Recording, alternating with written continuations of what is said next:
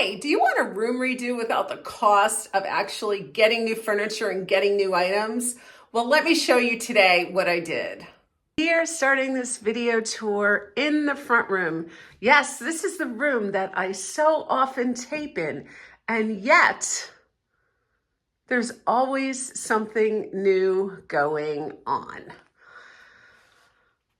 Now, why do I change my rooms around all the time? Well, I know a lot of you have that same disease that I have. It's called the change the rooms around disease. And it's just because we have this urge to be creative and we need to create. And I always say that the house is my canvas and my decor is my paint. And so I'm going to talk to you about what I did today and why.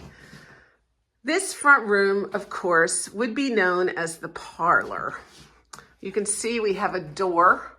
This is actually the front of the house that leads right into this room.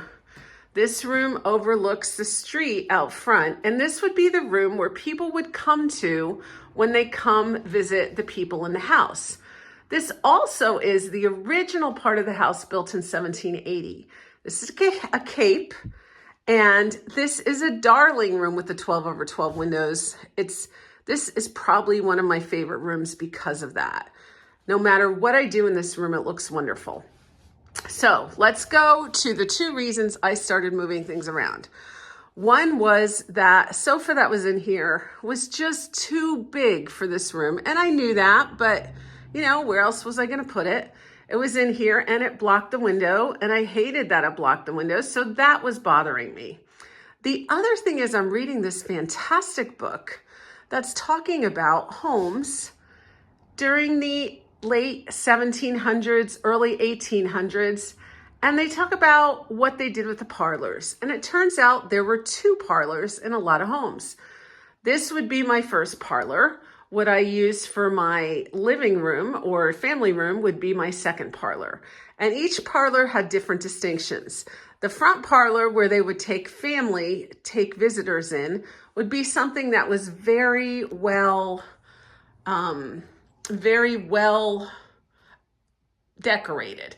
Like they'd show their best things, and that would be china and brocade fabrics and wallpaper and yada yada. Well, everything that they would show in those rooms is just not my taste. I mean, I'm not really into all that fancy stuff. I really like the primitive old look. So I started to think, okay, well, I'm not going to do that because it's just not going to work for me. So I went and learned about the second parlor. And apparently the second parlor, where the family did all of their work, always had tables or a desk in there. There was a desk for the man of the home and usually a library with lots of books. And I thought to myself, well, why can't we do a desk with a lot of books?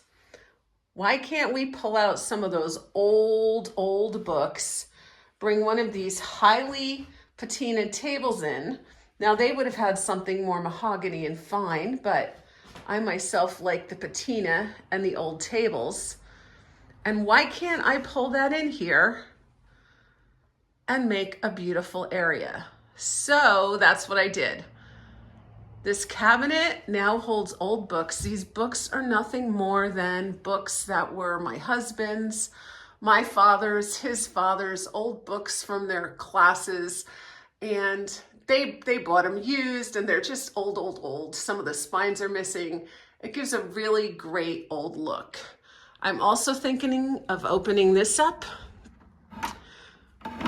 Right now, I have some storage of things in here, and I am going to put books in here. So I think that would be really cool. Maybe a trip to the antique shop is in order. In addition to the books and a desk, there would be what they called an 8-day clock, which is what this is. This grandfather clock is an 8-day clock. And so that's just fitting perfectly in there. And what they would have is a looking glass. And here is a wonderful Chippendale looking glass. This was actually left in the barn when we moved in, so I found it there. Very, very thrilled to have it. It's been in a bedroom, but I pulled it into here to show that looking glass feel. And then of course we have two very comfortable chairs and a flip top table right there, which should be reminiscent of kind of the times. Now they probably have a sofa also, but as we've said, I've taken that out.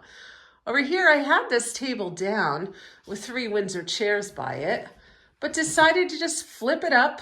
It's safer by the fire when I have a fire going, and throw my beautiful wool cape over that hook. That's actually Goody's cape, you know. And Goody is coming back, worry not. So, fun times. Anyway, this is what I've done in the front room. The carpet is still on the floor. I threw assorted chairs around that table, all painted, but really cool. And that's it.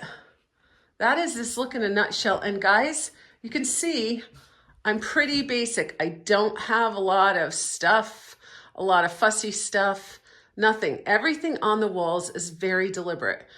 I am deliberately showcasing those pictures. That clock just really has to be alone on that wall. That looking glass is perfect. This public house sign is probably a nod to my love for taverns. And maybe this guy was a tavern owner, who knows? There are many stories that I can make up right here in this part of the house, and I love it. All right, so let's see what I did with that big couch. I wanted to move it to the barn. I'm a little afraid to move it to the barn because I don't want critters in it. But I felt like I didn't have room for it in my house. It did end up right here in my tavern. And it's here for now. You know, I mean, people would say, oh no, I liked it better with the chairs in the tavern. But here's the deal, guys. We live in this house and we like to use this room a lot. And there's nothing more fun than having people over and sitting in comfortable chairs and just enjoying your time here. When we light a fire, we can sit here and look at the fire and eat. Now there's plenty of room.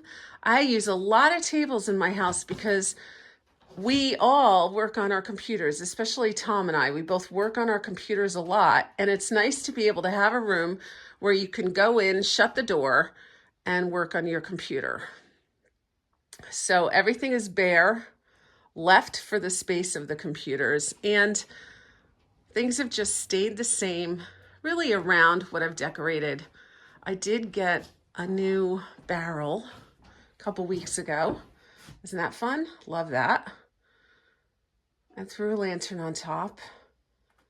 That's a nail barrel and then another liquid barrel. So ultimately I want a few more barrels, but I'm thinking this looks really good. Very taverny. The burl bowl is now here by that painted chair find. Really, really pretty. And then of course I have my old geezer and my old couple here. They're just fun. They're just really cute. I have that old lady on my website. I don't have her on the bar underneath this because they felt like, I don't know, they didn't want to print that one. So I do have it on my other channel, but on my other website. Oh, this is really great. And this is where I spend all my time, in these 2 rooms when I'm decorating. They just, if you don't have a lot, and I don't have a lot of antiques, but I have enough to make a really good scene. And I don't have to have one of everything and collect a whole bunch to get that feeling that I want. I can do it in a cheaper manner. We've gone through this room before and showed you what's antiques and what's reproductions. If you guys want to see the before of these two rooms, check out this video and I'll show you.